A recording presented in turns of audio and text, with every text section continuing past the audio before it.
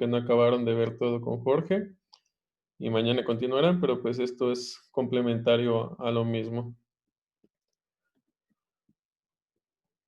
Okey, vamos a ver, más que nada la génesis de la disnea, las causas que lo originan, del edema, del dolor precordial, cianosis, síncope, lipotimia, palpitaciones, fatigabilidad y algunos síntomas más representativos, principalmente de la insuficiencia aórtica. La disnea como tal, pues, la vamos a definir como sensación de falta de aire o de ahogo. Esta va a ser causada principalmente por procesos que impiden el vaciamiento de las venas pulmonares hacia la aurícula izquierda, es decir, de la circulación menor a la aurícula izquierda para que la sangre oxigenada pueda ser mandada, pues, al resto del cuerpo. Estos procesos que impiden el vaciamiento de las venas pulmonares van a provocar una elevación de la presión de las venas y capilares pulmonares, lo que conocemos como hipertensión venocapilar pulmonar. Y al haber esta elevación de presión va a interferir con la hematosis, es decir, pues no va a haber una correcta oxigenación de, no va a haber una correcta oxigenación de la sangre no oxigenada a sangre oxigenada. Por lo tanto, pues, al haber una mayor prevalencia de sangre no oxigenada, pues, se va a generar la disnea. La disnea se va a provocar principalmente por estos 2 mecanismos, una por la interferencia de la hematosis y otra por la elevación de la presión más bien de la hipertensión venocapilar. Y entre más congestionado se encuentre el sistema venoso pulmonar, mayor será la disnea. Es por eso que en enfermedades crónicas, en donde la progresión de la enfermedad, pues, es continua, a medida que esta congestión avance, la disnea se va haciendo de manera progresiva, es decir, de menores esfuerzos a mayores esfuerzos. Esta es la razón por la cual se ocasiona la disnea y, los procesos que impiden el vaciamiento de las venas pulmonares hacia la aurícula izquierda se van a dividir en 2, tanto en dinámicas como en mecánicas. Esto lo vamos a ver en esta diapositiva en la cual, pues, como les comentaba, van a haber causas dinámicas como mecánicas. Las dinámicas, pues, va a ser por un aumento de la presión diastólica del ventrículo izquierdo y las mecánicas por efectos de barrera. ¿Qué me van a condicionar el aumento de la presión diastólica del ventrículo izquierdo? Principalmente estas 3 condiciones, que es el aumento del volumen diastólico por la insuficiencia cardíaca. Como sabemos, la insuficiencia cardíaca, pues, es la incapacidad del corazón para mandar la sangre al resto del cuerpo. Al haber esta pérdida de la capacidad del corazón, pues, va a haber una congestión de sangre a nivel ventricular izquierdo y pues por lo tanto va a haber un aumento del volumen diastólico, es decir, vamos a tener un aumento del volumen telediastólico a nivel del ventrículo izquierdo. Al haber un aumento del volumen telediastólico, pues este va a generar un aumento de la presión diastólica del ventrículo izquierdo y por consiguiente un impedimento para poder vaciarse de manera correcta la sangre a la aurícula izquierda. Otra de estas es la disminución de la distensibilidad ventricular, que va a ser causada principalmente por la miocardiopatía restrictiva e insuficiencia aórtica. La miocardiopatía restrictiva, pues el corazón, las paredes del corazón, principalmente del ventrículo izquierdo, no se van a distender de manera correcta, causando de esta forma, pues una restricción al llenado del ventrículo izquierdo. De igual forma, en la insuficiencia aórtica, pues como sabemos, es cuando las valvas de la válvula aórtica no coaptan de manera correcta durante la diástole y esto provoca que haya flujo retrógrado de la aorta al ventrículo izquierdo, provocando así un aumento del volumen diastólico también, aumento del volumen diastólico y por consiguiente una disminución o un impedimento en el llenado tanto auricular izquierdo como ventricular izquierdo. Otra causa de aumento de la presión diastólica del ventrículo izquierdo es la disminución de la relajación ventricular, ya sea por una miocardiopatía hipertrófica o infarto agudo del miocardio. En la miocardiopatía hipertrófica, esta puede ser en los estadios iniciales de insuficiencia cardíaca congestiva, en la cual el corazón busca por medio de hipertrofia contrarrestar la disfunción que tiene el ventrículo izquierdo de mandar la sangre al resto del cuerpo. Sin embargo, al haber hipertrofia, evidentemente, la relajación ventricular va a estar alterada y por lo tanto va a haber un aumento en la presión diastólica del ventrículo izquierdo y por consiguiente una dificultad para el vaciamiento correcto hacia la aurícula izquierda y el ventrículo izquierdo. Y en el infarto agudo del miocardio, pues como secuela, pues sabemos que las paredes quedan discinéticas o acinéticas, es decir, no se mueven de manera correcta y pues por lo tanto también va a haber una alteración en la destensibilidad y relajación ventricular, provocando así también una, un impedimento o más bien una alteración en el llenado auricular y ventricular izquierdo. Esas son las causas dinámicas y como causas mecánicas tenemos efectos de barrera. La más común pues es la estenosis mitral. Como sabemos, la estenosis mitral pues es una dificultad que tiene la sangre de la aurícula izquierda de vaciarse hacia el ventrículo izquierdo por una disminución en el lumen de la válvula mitral y que por lo tanto al haber un efecto de barrera entre la comunicación auricular y ventricular izquierda, pues va a provocar un aumento de las presiones venocapilares pulmonares por el efecto de barrera. Enfermedad venoclusiva pulmonar como la tromboembolia pulmonar y el cor triatriatum. Ahorita vamos a ver qué es. Como les mencionaba aquí, la cardiomiopatía tanto hipertrófica como restrictiva. En la cardiomiopatía hipertrófica, las paredes de los ventrículos se van a volver rígidos y gruesos, como lo había mencionado. Esto puede ser en los estadios iniciales de la insuficiencia cardíaca congestiva, en la cual pues el corazón como mecanismo compensatorio a la disfunción ventricular izquierda busca, por medio de hipertrofia de sus paredes, compensar la función del ventrículo izquierdo. Sin embargo, pues esto va a ocasionar alteraciones en la relajación ventricular. Y en la cardiomiopatía restrictiva, las paredes se vuelven duras, pero no necesariamente se vuelven gruesas. Esto va a provocar, pues, por lo tanto, una disminución en la distensibilidad ventricular y, pues, por lo tanto, que no se que haya alteraciones en el llenado ventricular y que de forma retrógrada, pues, ocasione la hipertensión venosa venocapilar pulmonar. Y el cor triatriatum, vamos a tener 2 tipos, tanto como efecto de barrera por una membrana obstructiva como una hipoplasia de la aurícula izquierda.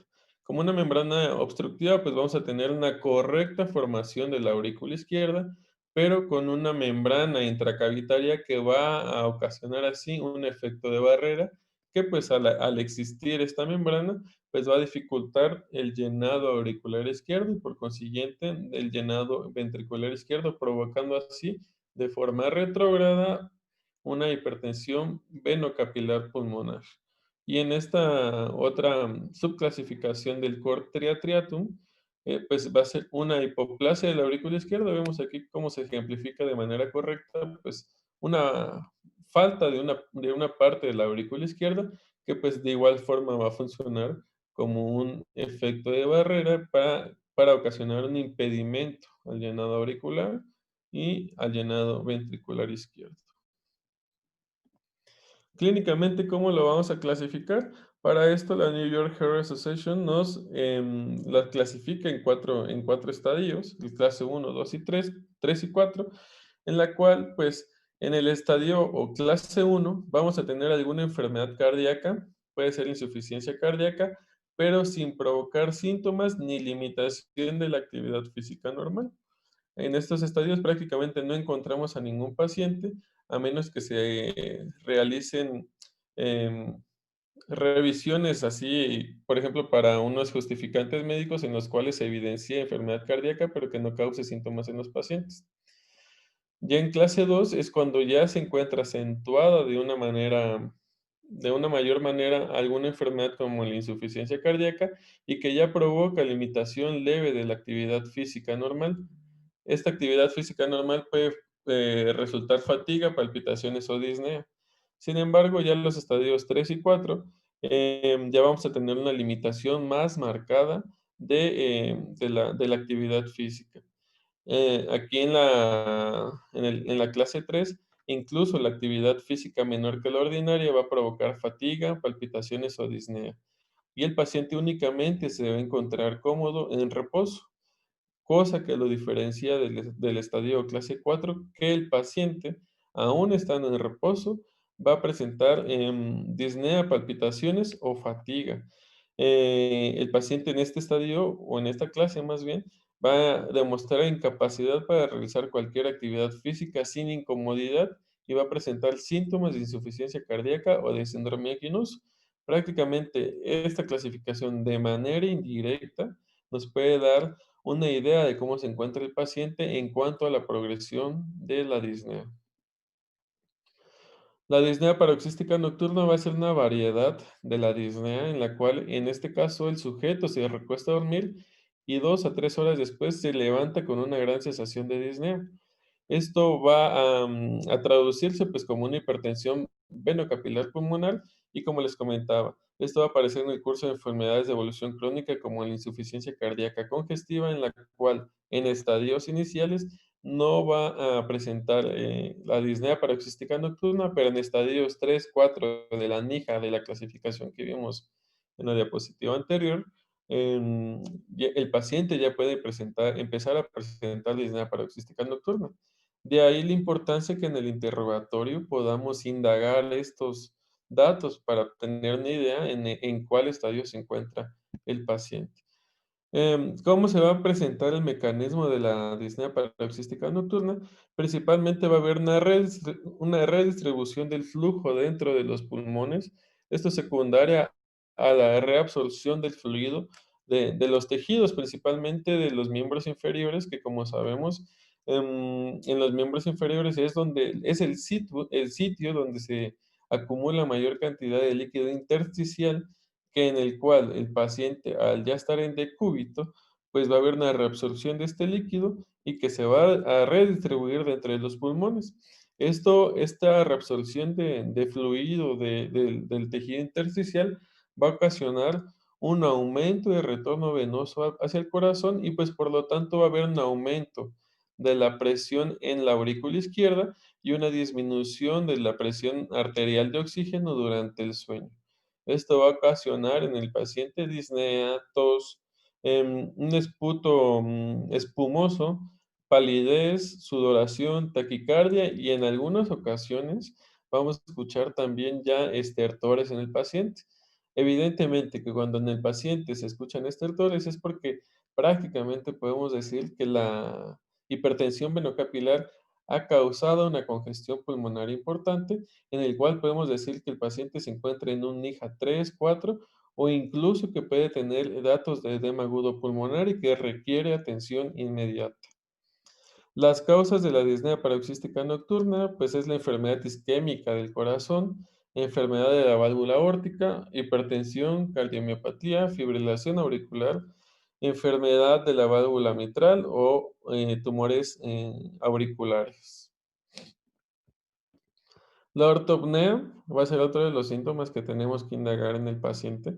Esta es la disnea en posición de decúbito supino o dificultad para respirar al estar acostado en el paciente. En estos casos debemos de indagar también eh, la progresión de la enfermedad de acuerdo al número de almohadas que necesita el paciente para dormir. De esa forma podemos darnos una idea cómo ha ido progresando la enfermedad en el paciente y tener una idea más que nada en qué estadio se puede encontrar de la NIJA también. Aquí algo muy importante es que la ortopnea, así como otros signos como la ingurgitación yugular, que la vamos a hablar más adelante, el hecho de tener estas dos es un dato indirecto de la presión capilar pulmonar en cuña. Si el paciente tiene ortopnea más ingurgitación yugular, la presión capilar en cuña del paciente aproximadamente es de 30 milímetros de mercurio. ¿Y eso para qué me sirve? Eso me sirve para la valoración hemodinámica del paciente con insuficiencia cardíaca, para saber qué tan congestionado está el paciente o qué falta de líquido se encuentra en el paciente. Como les comenté en la diapositiva anterior, el hecho de tener ortopnea e ingurgitación yugular nos habla de una presión venosa capilar en cuña pulmonar de 30. Y como lo vemos en esta gráfica, vemos que si el paciente tiene una presión venosa capilar pulmonar mayor de 22, nos habla prácticamente que el paciente se encuentra húmedo, por así decirlo. Y al encontrarse húmedo el paciente, nos da una idea que el paciente, estando en estadio B o C, se beneficie del manejo con diuréticos principalmente. ¿Por qué? Porque nos habla que el paciente se encuentra congestionado. Evidentemente que para saber esta presión capilar en cuña, pues tenemos que hacer cateterismo de cavidades derechas, colocar Swan Ganz y todo, pero evidentemente pues estas son procedimientos invasivos que únicamente con la clínica podemos darnos una idea si el paciente se encuentra congestionado o no.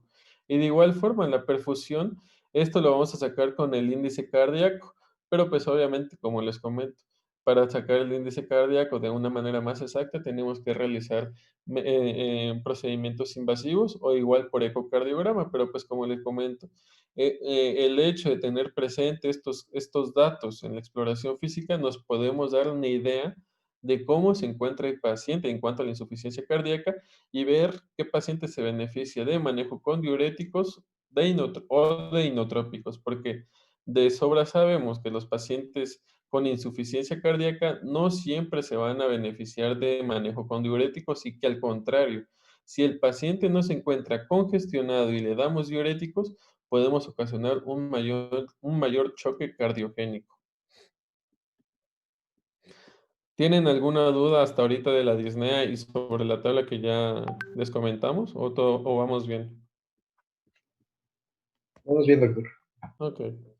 Bueno, otro de las cosas que tenemos que valorar en el paciente es la vedopnea. La vedopnea es cuando el paciente se encuentra sentado en una silla y le pedimos que toque sus talones, es decir, que haya una flexión del tronco hacia adelante. Esta la vamos a considerar positiva si aparece disnea dentro de los primeros 30 segundos después de adoptar esta posición. Eso también lo tenemos que valorar en los pacientes con insuficiencia cardíaca. Prácticamente eso es todo lo de disnea. En cuanto a edema, pues el edema sabemos que es la acumulación anormal de líquido en el tejido subcutáneo y de igual forma va a ser causada por hipertensión venosa sistémica y esta hipertensión venosa sistémica va a ser causada por impedimento del llenado del corazón. Se va a caracterizar por ser un edema de características ascendentes, principalmente pues en estadios iniciales únicamente lo vamos a encontrar en miembros inferiores, pero este puede llegar a ser hasta un edema a nivel abdominal, causar anasarca en el paciente o de igual forma llegar a ser tan importante que nos ocasione derrame pleural o derrame pericárdico. Pero todo esto va a ser progresivo, como les he mencionado. El edema se puede ocasionar por dos situaciones, por impedimento del llenado del corazón o por retención hídrica por activación del sistema renina-angiotensina-aldosterona. Como sabemos, el sistema renina-angiotensina-aldosterona se va a desencadenar por una detección de disminución en el flujo renal por las células yuxtaglomerulares y esto lo puede ocasionar la insuficiencia cardíaca congestiva. Al detectar una disminución en el flujo renal, se desencadena el sistema de renina-angiotensina-aldosterona, provocando así una retención de líquidos por retención de sodio, y esto va a ocasionar un mayor edema en el paciente. En caso que tengamos edema, disnea, taquicardia, cardiomegalia y ritmo de galope, es decir, S3 en la auscultación, nos vamos a encontrar en un cuadro de insuficiencia cardíaca congestiva. Y, sin embargo, pues debemos de saber diferenciar bien de la insuficiencia venosa crónica, porque como tal, la causa más frecuente de edema en miembros inferiores es la insuficiencia venosa crónica y pues no causas cardiovasculares. Como les había mencionado, la disminución de la perfusión renal se va a detectar por el aparato yuxtaglomerular. Este va a liberar renina, que por medio de la liberación de angiotensinógeno, que es liberado por el hígado, este se va a ocasionar en angiotensina 1, pues todo el ciclo del sistema de renina-angiotensina-aldosterona, que pues esto no es el objetivo de esta clase, pero lo que les comentaba. Va a haber una mayor reabsorción de sodio, que esta es lo que va a ocasionar una mayor retención de líquido intravascular en los pacientes y que esto va a ocasionar pues una mayor progresión del edema, que este conjunto con el impedimento del llenado auricular izquierdo del corazón va a ocasionar pues mayor edema en el paciente. ¿Cómo vamos a clasificar el edema? Esto lo vamos a clasificar en 4 grados según la magnitud. El grado 1 va a ser por depresión leve y desaparición casi instantánea del edema por el signo de Godet. El grado 2 va a ser una depresión de aproximadamente 4 milímetros y va a haber una desaparición en 10 segundos. El grado 3, una depresión de 6 milímetros y la recuperación en 1 minuto. Y el grado 4 va a haber una depresión de 1 centímetro aproximadamente y la persistencia va a ser de 2 a 5 minutos. Las enfermedades cardíacas causantes de edema va a ser un aumento del volumen diastólico por insuficiencia cardíaca derecha, como ya lo habíamos mencionado, es prácticamente la misma génesis que en la disnea, y de igual forma un impedimento del llenado diastólico del ventrículo derecho, y este, pues obviamente ya va a ser por todas las estructuras que se encuentran en el corazón derecho. Secundarias son estenosis tricuspidia, pericarditis constrictiva, miocardiopatía restrictiva y mixoma de la aurícula izquierda. Pero todo esto va a ser por un aumento del flujo retrógrado debido al impedimento del llenado diastólico del BD. El dolor precordial debemos de diferenciar bien sobre la angina de Everden o angina estable, la angina de Prinzmetal, la angina inestable, la angina de infarto, el dolor precordial por pericarditis y el dolor precordial por disección aórtica. Vamos a mencionar algunas de las características que distingue uno de otro. Como sabemos, el dolor precordial pues es el dolor que se sitúa en el precordio. En la mayoría de las veces va a ser un dolor de tipo opresivo, con irradiación a cuello, a mandíbula, a hombro derecho, hombro izquierdo o hasta la espalda. La angina estable o la angina de Everden es la que desaparece en minutos después de adoptar el reposo, un máximo de 15 minutos, con las características que ya habíamos mencionado de ser un dolor tipo opresivo. La angina de Prinzmetal se va a caracterizar por aparecer durante el reposo. Principalmente se ha visto que aparece durante el sueño y que tiene una duración de 10 a 30 minutos y que el dolor cede de manera espontánea. En muchos casos puede confundirse con, con un infarto o el miocardio, pero pues sabemos que la angina de Prinzmetal pues es una angina ocasionada por vasoespasmo de las arterias coronarias. Pero algo que lo podemos diferenciar de la angina inestable es que esta puede aparecer principalmente durante el sueño.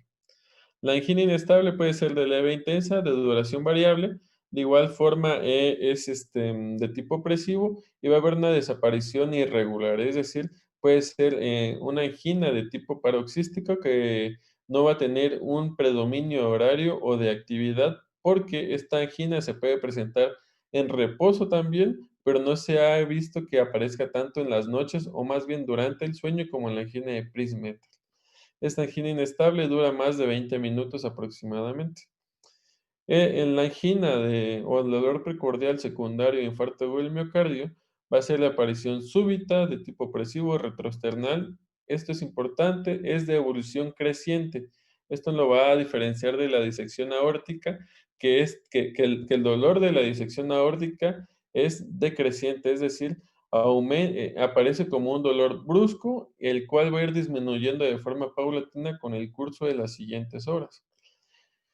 El dolor precordial por infarto se va a diferenciar también de la angina inestable, de síntomas como la diaforesis profunda. El paciente se va a sentir con la piel fría y va a haber también palidez de tegumentos. Se puede acompañar de náuseas, vómito y sensación de muerte. Van a ser síntomas más pronunciados en comparación de la angina inestable. Y algo muy importante es saber diferenciar la pericarditis, las posiciones que aumentan el dolor y las posiciones que lo disminuyen. La pericarditis puede ser un dolor moderado a intenso. Este va a ser más difuso, continuo y progresivo, es decir, puede aparecer de horas a varios días. ¿Qué va a aumentar el dolor precordial? Y es algo muy importante que debemos realizar en la semiología para poderlo diferenciar de un infarto, es que en la pericarditis el dolor precordial va a aumentar con los movimientos respiratorios, principalmente con la inspiración profunda. De igual forma, el dolor precordial por pericarditis va a aumentar con el decúbito y va a mejorar con la posición sentada y el ortostatismo. Esto es muy característico debido a que el paciente va a preferir permanecer sentado debido a que en esta posición alivia el dolor, cosa que no sucede con el infarto agudo del miocardio. Y de igual forma, esto es una pregunta muy característica de los pases de visita, en el cual preguntan qué movimientos pueden exacerbar el dolor precordial aunado a los movimientos respiratorios. Esto va a ser los movimientos de lateroflexión y la rotación lateral del tronco. Si el paciente realiza estos movimientos, va a haber una exacerbación del dolor precordial. Y estas son las características que nos van a distinguir un dolor precordial por pericarditis de su principal diagnóstico diferencial, que es un infarto agudo del miocardio.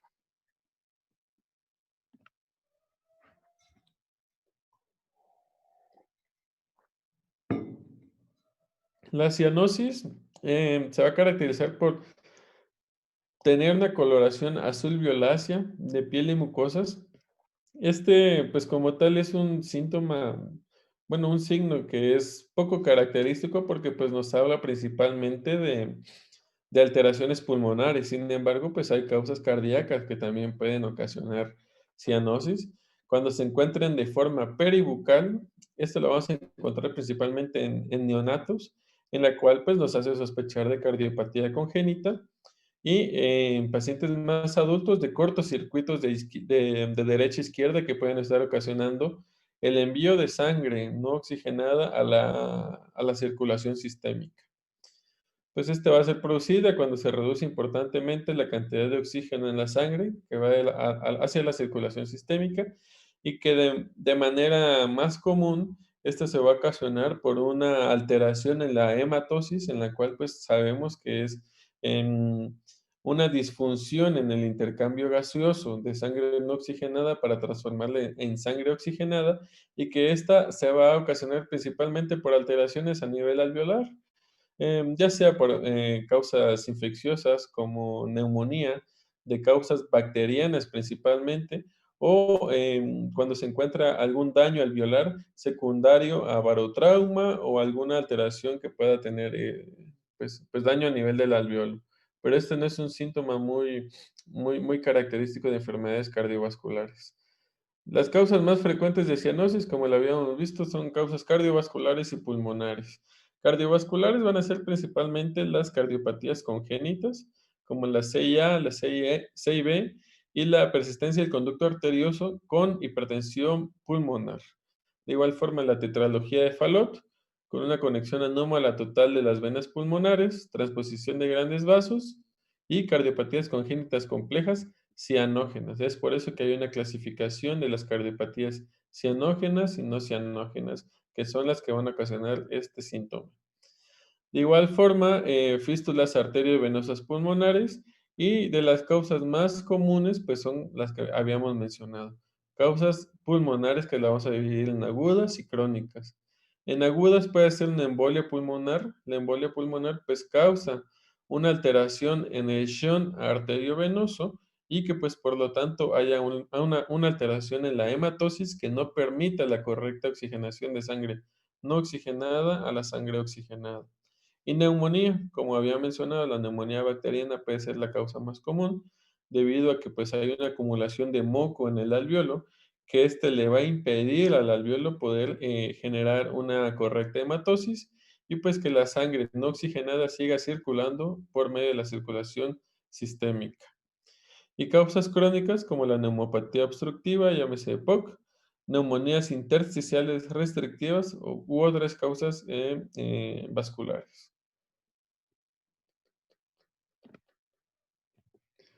Veo que queda menos de un minuto, no sé si van a reiniciar la sesión y ya continuamos con síncope, antes de que se corte, ¿cómo ven? Si quiere, mejor cierra la sesión y ahorita la abrimos, doctor. Vale, está bien.